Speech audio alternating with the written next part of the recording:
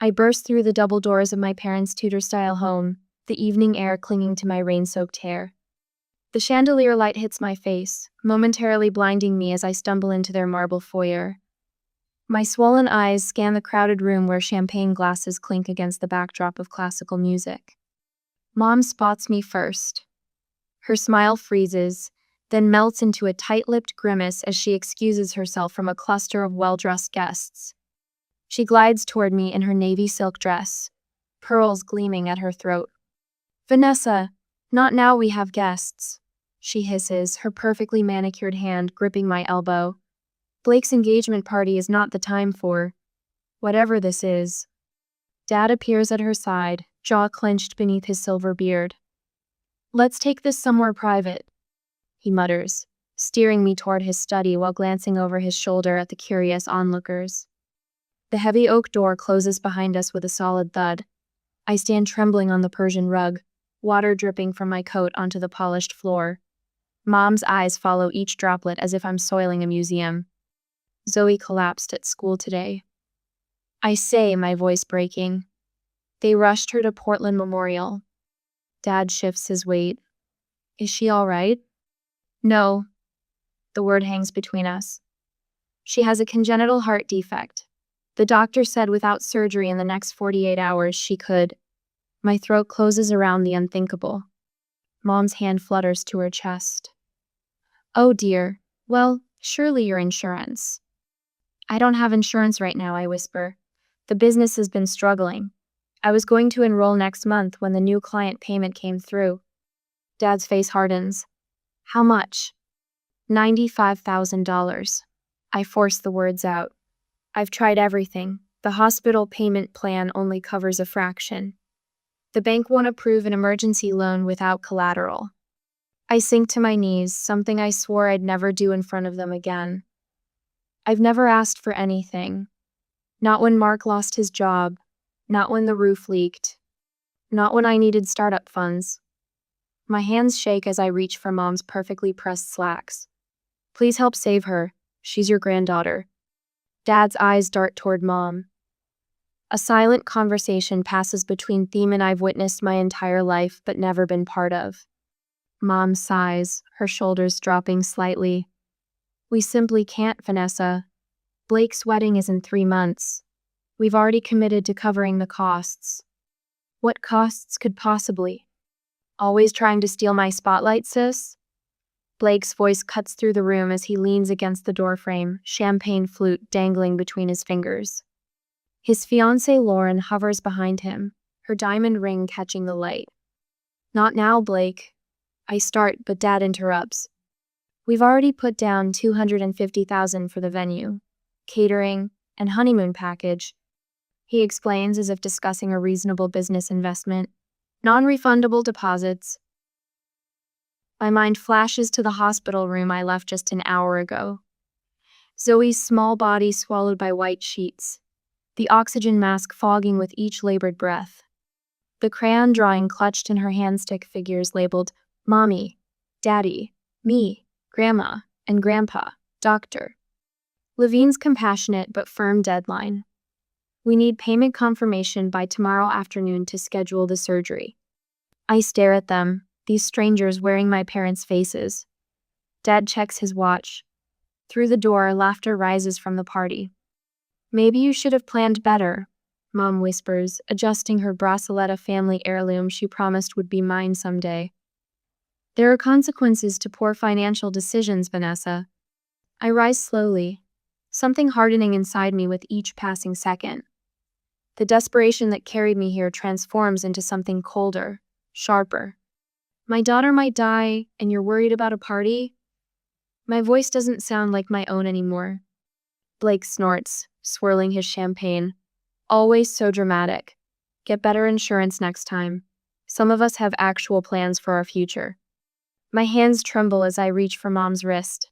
I unfasten the sapphire bracelet, the one Grandma gave her, the one she dangled as a reward for my good behavior throughout childhood. "Take this back," I say, placing it in her palm and closing her fingers around it. "I'll find another way."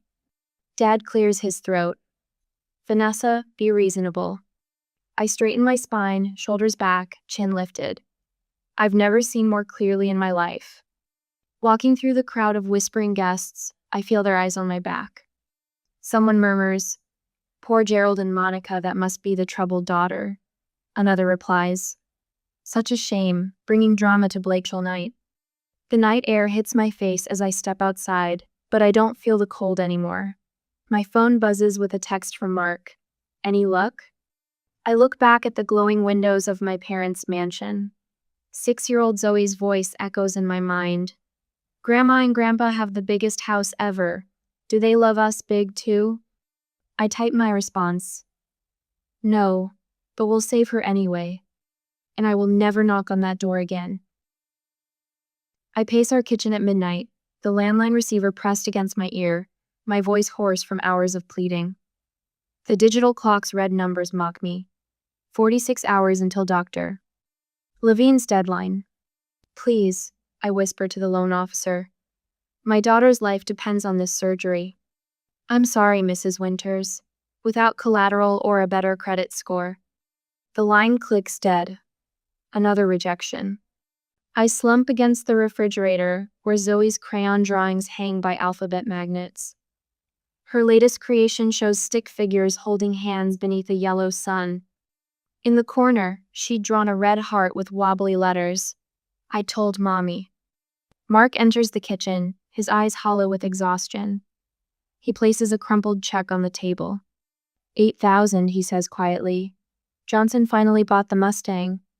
I stare at the check. Mark had restored that '67 Mustang over 3 summers, working weekends while I built my business. His father's birthday gift when he turned 16. "Mark, you loved that car." He takes my hand, his calloused thumb tracing circles on my palm. "I love Zoe more." I add the check to our Pioneer Life Savings, Mark's $401K early withdrawal, the Mustang money. $72,000. Still $23,000 short. I drop my head to the table. It's not enough. Mark's arms encircle my shoulders. "We'll find a way." The doorbell rings at 6:13 a.m. I stumble to answer it, still wearing yesterday's clothes. The mortgage rejection letter sticks to my cheek, pulled free by static as I open the door. Tom and Denise Winters stand on our porch. Mark's parents. Tom's weathered face is grim beneath his faded Carhartt cap. Denise clutches a worn leather purse against her floral house address. "Tom, Denise." My voice cracks. "It's early." Tom clears his throat. "Can we come in?" In our living room, they perch awkwardly on the edge of the sofa. Tom's rough hands fidget with his cap. Denise's eyes drift to the photo of Zoe on our mantel gap-toothed smile, strawberry blonde pigtails. Mark appears from the bedroom, surprise flickering across his face. "Mom? Dad? What are you doing here?" "We heard what happened," Tom says, his gruff voice softening. "Called your cell 3 times. "Battery died," Mark mumbles, running a hand through his disheveled hair. Denise reaches for her purse. "How is our grandbaby?" "Stable," I answer, the medical terminology bitter on my tongue. "For now." Tom shifts, boots scuffing our worn carpet. "We got the cabin in Montana." I blink, confused. The cabin, their retirement dream. A 1-room structure on 5 acres of pine forest that Tom built with his own hands 20 years ago.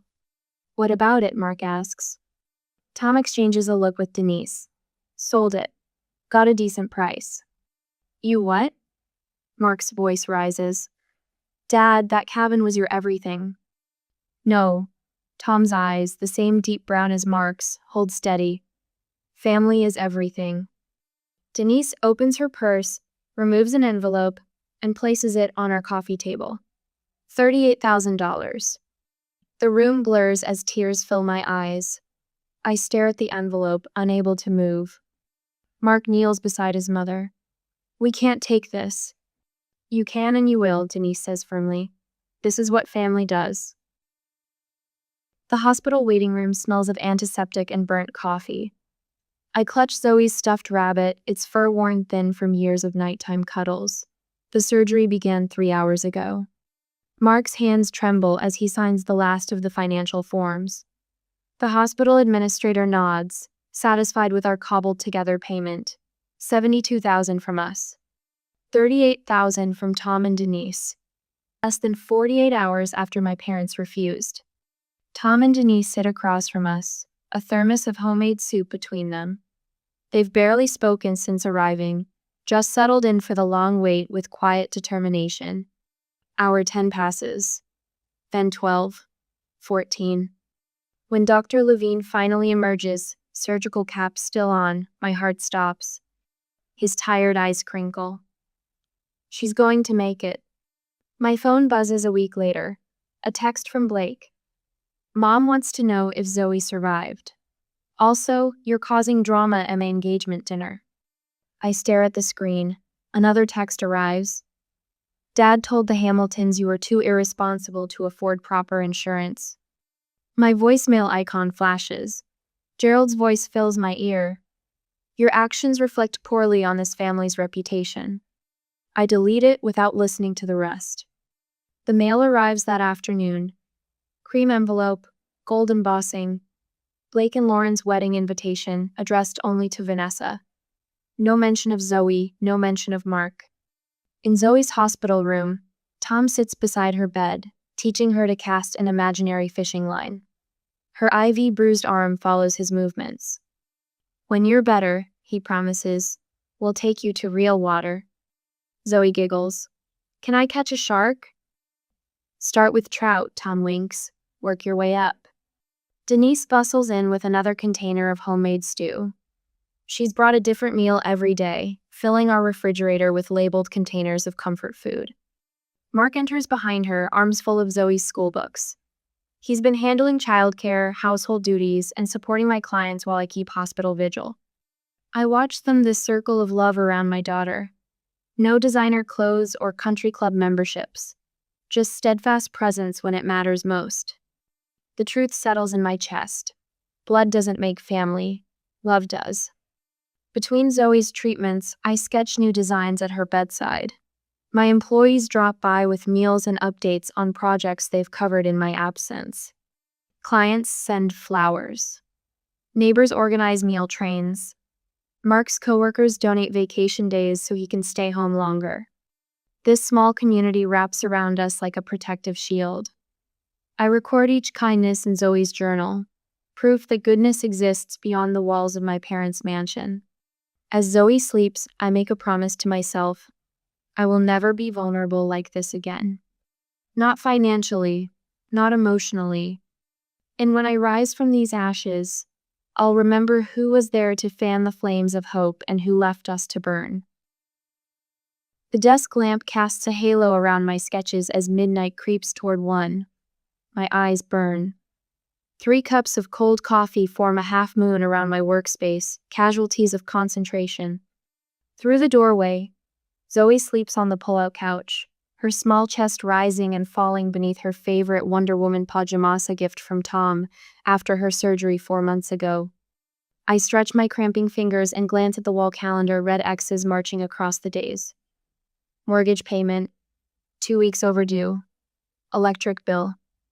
Final notice. Design supplies. Charged to the credit card already maxed from hospital copays. But we're still here. Still fighting. The scar on Zoe's chest has faded from angry red to pale pink. Her laughter fills our apartment again. The nightmares about beeping monitors and oxygen masks have mostly stopped for her anyway. On the drafting table, my designs for the Westbrook Hotel's pitch swim before my tired eyes. Local boutique chain, 7 locations, complete interior redesign. Budget, $1.8 million. Competition.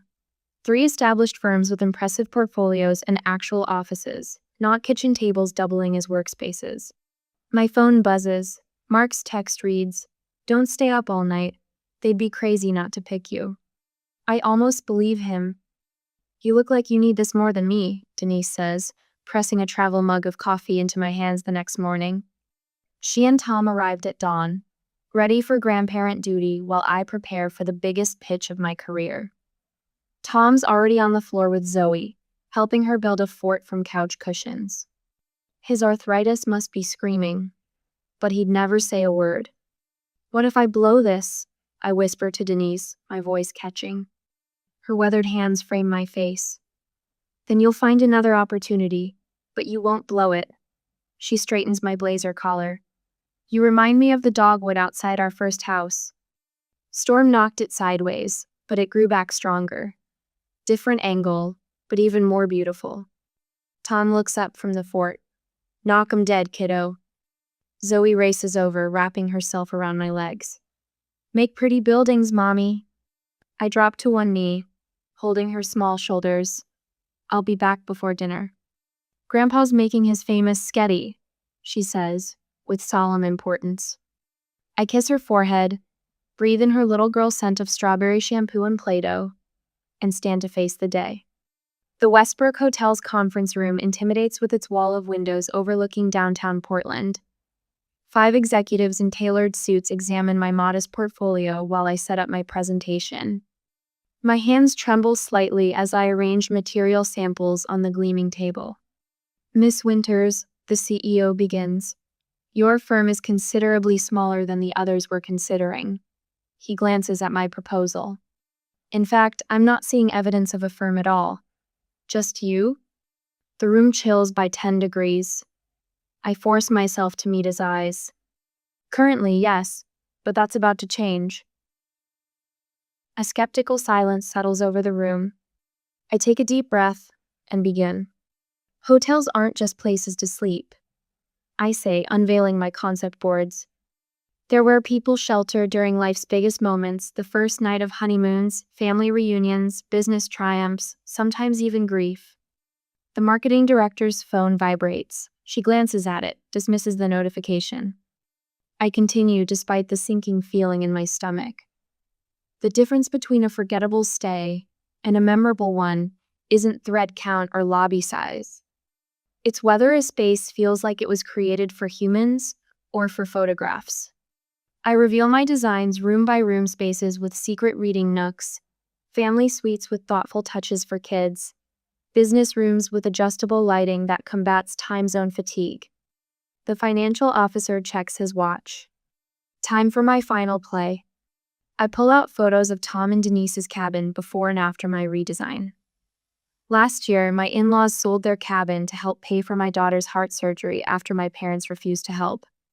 When my daughter recovered, I redesigned their new place as thanks. The room stills. Even the financial officer looks up. I didn't just replace what they lost. I built what they deserve at a space that honors who they are. I gesture to the details, the custom fishing rod storage, the kitchen island sized for Denise's pie making, the window seat perfectly angled for Tom's bird watching. That's what I do. I create spaces that remember the humans who inhabit them. The CEO leans forward. Why do you deserve this contract, Miss Winters? The question hangs in the air. I think of Zoe in her hospital bed, of Tom with cushion forts, of Mark selling his vintage Mustang without hesitation. Because I've learned what matters, I answer simply, and it's not what most people think. The notification chimes while I'm washing dinner dishes 3 days later. Mark stops mid-sentence, watching my face as I check my phone. Westbrook Hotels is pleased to inform you. Accepted your proposal. Contract delivery tomorrow. $1.8 million initial phase.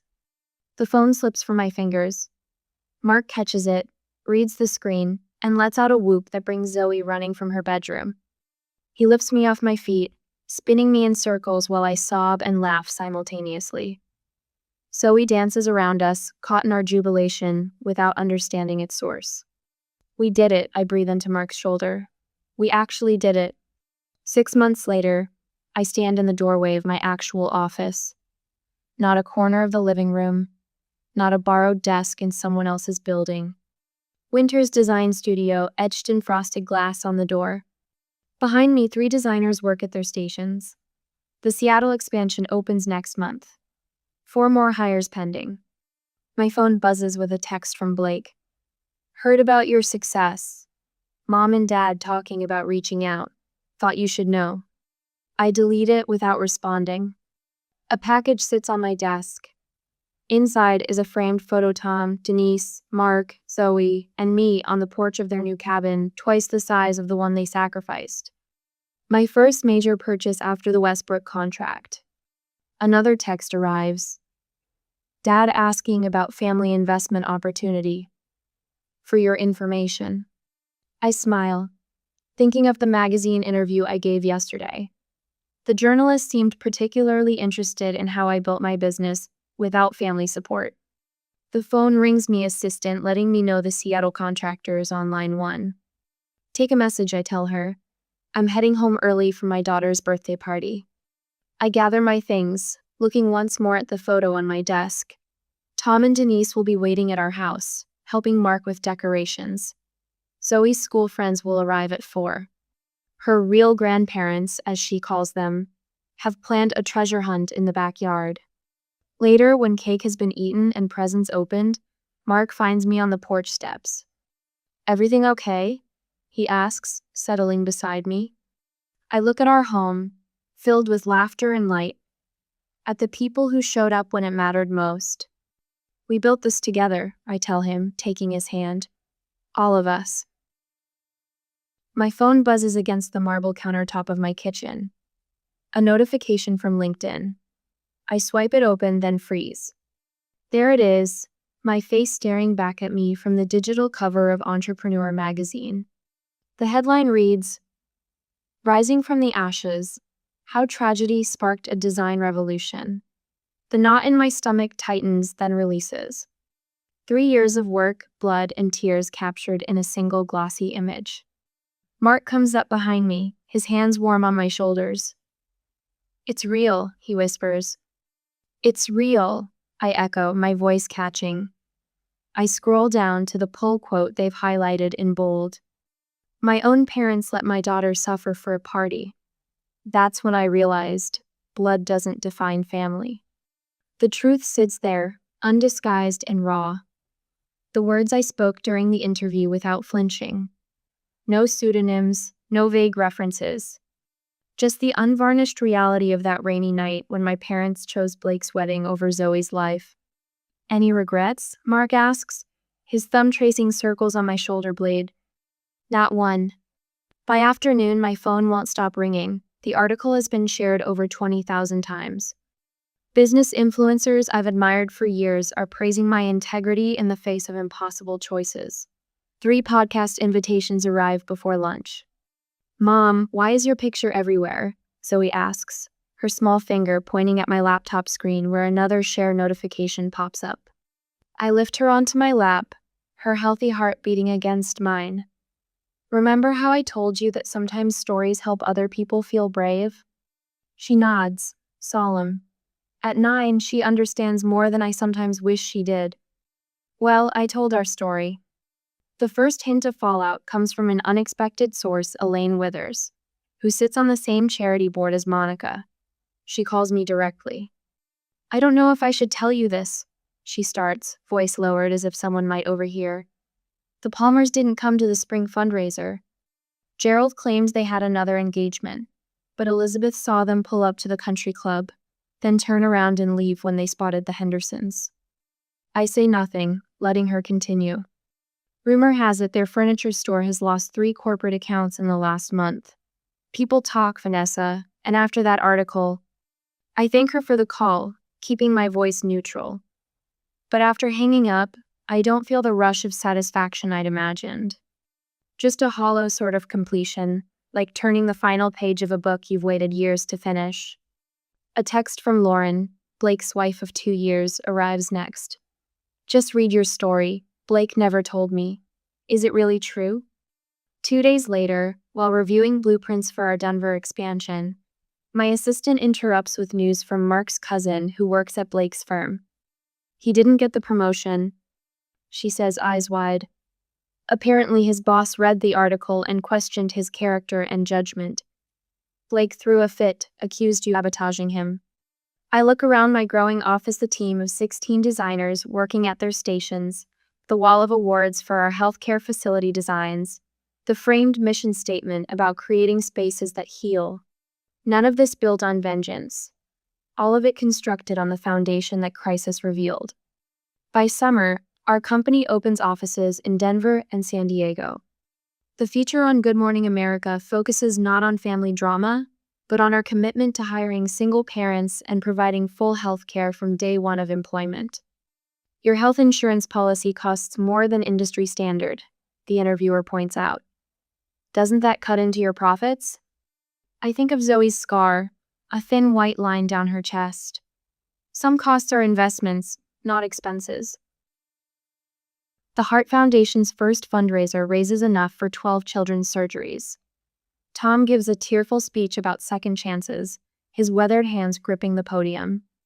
Denise snaps photos of everything, her pride radiating brighter than the ballroom chandeliers. Our new home sits on 3 acres just outside the city. 6 bedrooms, a studio for my design work, and an east wing built specifically for Tom and Denise. The moving trucks have barely left when Zoe races through the house, discovering each new room with gasps and giggles. I get to see Grandma and Grandpa every day, she shouts, running back to hug Tom's legs as he arranges books on a shelf. Mark watches from the doorway, arms crossed, eyes soft. Later, he finds me on the back porch and hands me a glass of wine. You built this, he says simply. All of it. We built it, I correct him, leaning into his solid presence. The news about Blake arrives through Lauren herself, standing at my office door without an appointment. I filed for divorce yesterday, she states, twisting the diamond ring on her finger. After I read your article, I started seeing things differently. The way he talked about his colleagues, his contempt for anyone struggling. Then I found messages to a waitress. She shakes her head. Your story gave me courage. A month later, a business newsletter reports that Palmer Furnishings has filed for bankruptcy protection. The next day, a realtor friend sends a listing my parents' Tudor mansion with its marble foyer and crystal chandelier. The asking price nowhere near its value. Closure, the subject line reads. I delete the email without opening it. The voicemails start in October. First from Monica, her voice tight and controlled despite the circumstances. Then from Gerald, less composed with each message. I listen to each one once, then erase them, watching the notifications disappear one by one. Until the last one, left at 11:47 p.m. on a Tuesday. Vanessa, please, Gerald's voice cracks. We have nowhere else to turn. I play it twice. The man who checked his watch while I begged for my daughter's life, now begging for my attention. I set the phone down and walked to the window, watching the autumn leaves spiral to the ground. My finger hovers over the callback button. Sunlight slices through the floor-to-ceiling windows of my office, casting long shadows across Italian marble. I adjust the black leather suitcase on my desk, centering it perfectly between the crystal paperweight and my Mont Blanc pen. The weight of what's inside doesn't match its sleek exterior. Miss Winters? My assistant's voice breaks through the intercom. Your parents have arrived. Send them in. My voice sounds steadier than I feel. The double doors open, and I barely recognize the 2 people who enter. Dad's silver hair has thinned, his shoulders stooped beneath his discount department store blazer. Mom clutches her knockoff handbag, her once perfect makeup applied with a shaky hand. Their eyes dart around my office, taking in the minimalist furniture, the views of downtown Portland, the evidence of everything they're not anymore. Thank you for seeing us, Vanessa. Dad attempts his boardroom voice, but it cracks around the edges. You've done quite well for yourself. Mom nods too quickly. The magazine features. Lovely. I gesture to the chairs across from my desk.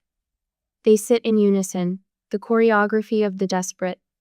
Dad clears his throat, leaning forward with hands clasped, the same posture he used when negotiating with suppliers. Family should stick together in difficult times. We're in trouble, sweetheart. Mom's voice wavers. The bank is foreclosing on the house. We owe almost $160,000.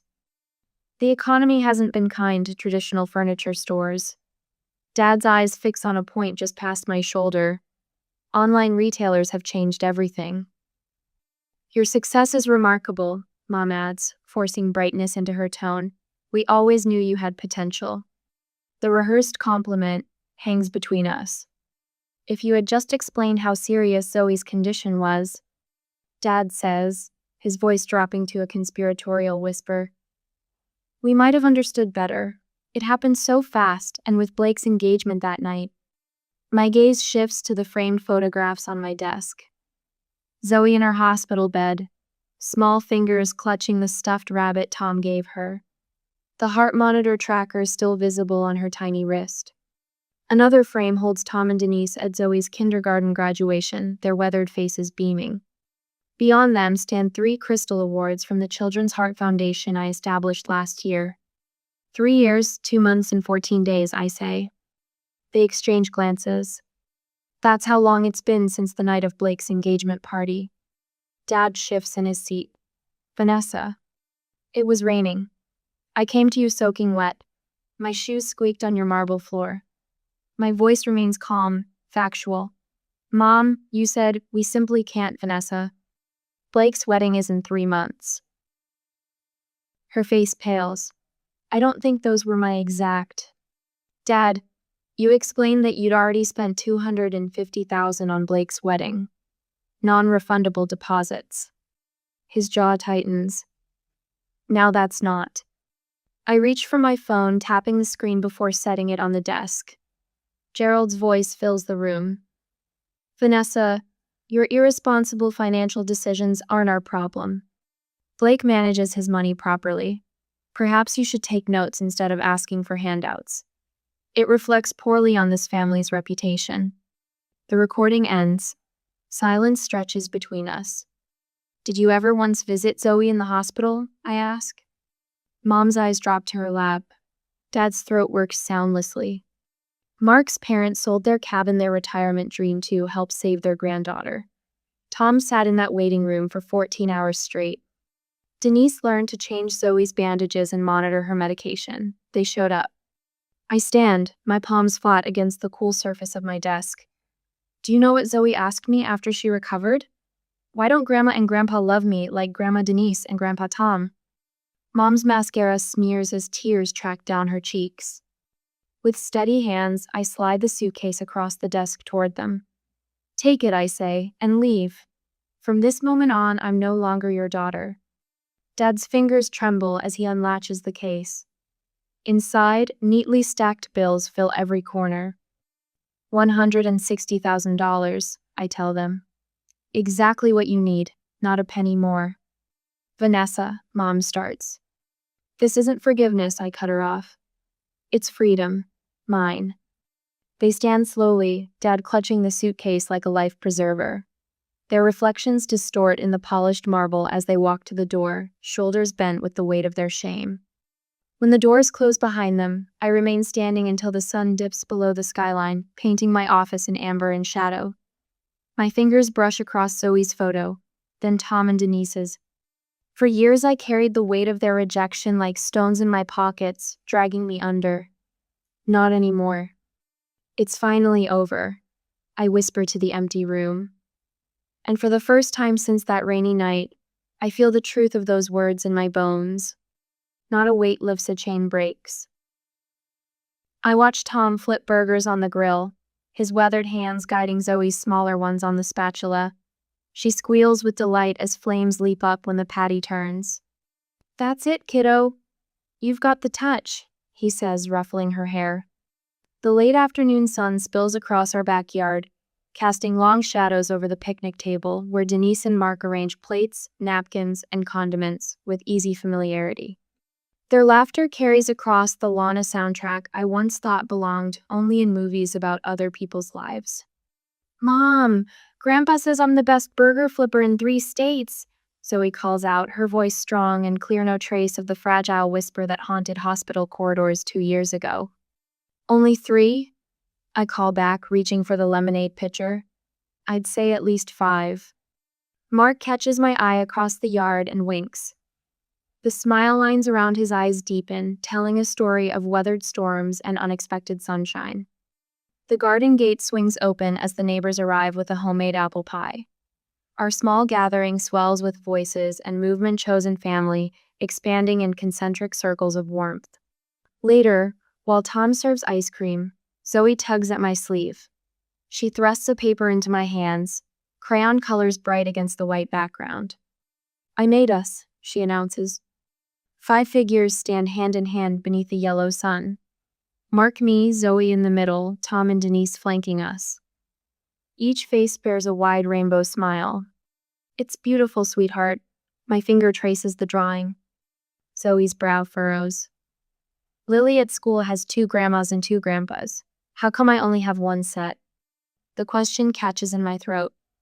I kneel to your eyes, those eyes so like mine. "Family isn't always about who shares your blood," I say, choosing words with the care of someone who knows their weight. "Sometimes it's about who chooses to love you no matter what." Her 7-year-old wisdom considers this. Like how Grandpa Tom taught me to fish in my hospital bed. Exactly like that. She nods, satisfied, and runs off to help Denise serve pie. Mark hands me an envelope that arrived in today's mail. Lauren's return address surprises me. Inside, a card thanks me for the foundation grant funding her new therapy practice. She mentions Blake struggling but finally facing his mistakes. My parents live in a small apartment now, their mansion long gone. The mention stirs nothing in me, neither satisfaction nor sorrow. I watch my company's summer picnic set up in the park across the street, 50 employees and their families gathering under banners announcing full healthcare coverage for all. 3 scholarship recipients from our design program help arrange tables. Their backgrounds mirror my own struggle, but their futures hold more promise. From the porch steps, I observe Zoe at the piano Tom bought her last Christmas. Her fingers, once tethered to ivy lines, now dance across keys. The heart monitor that once tracked her survival sits in a memory box upstairs, a reminder of what almost was and what is. My gratitude journal lies open beside me. Today's entry simply reads, "I have everything that matters." Golden light bathes all of us as the sun begins its descent, not the cold gleam of wealth, but the warm glow of enoughness. I once thought revenge would feel like victory the moment my parents realized what they'd lost. But true peace came from building something meaningful instead of destroying what hurt me. The greatest revenge wasn't in their downfall, but in creating happiness they couldn't touch. My gaze sweeps over a mismatched, perfectly complete circle. Family isn't who owes you. It's who shows up. I sit alone in my parked car outside Wilson's funeral home, my trembling hands clutching my phone. The screen blurs through my tears, but the message exchange still glares at me like an open wound. My text. Chloe passed. Funeral in 3 days. Megan's one-word reply. Okay. Not, "I'm so sorry." Not, "I'll be there." Just, "Okay." My phone rings, startling me. Mom's name flashes on the screen. After hours of silence, now she calls. I press the speaker button, unable to trust my voice against my ear. "Lauren?" Her voice fills the car, too bright for what this day holds. "I'm here," I whisper. "Honey, about the funeral." She pauses, and something in that hesitation sends ice water down my spine. "We can't come. We already promised to help Megan with her housewarming party." The words hang in the air,